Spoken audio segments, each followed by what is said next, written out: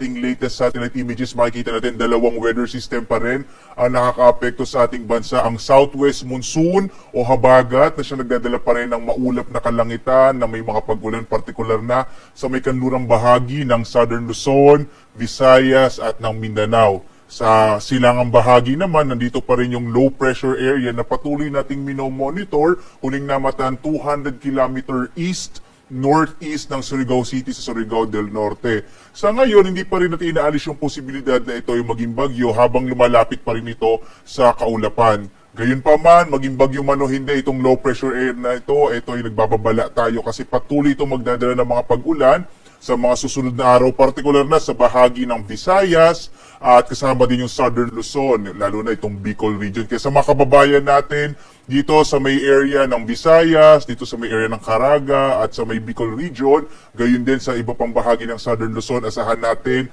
in the next 2 to 3 days patuloy na magdadala ng mga pag-ulan itong low pressure area, habang ang southwest monsoon magdadala rin ng mga pag-ulan dito sa may western section ng ating bansa.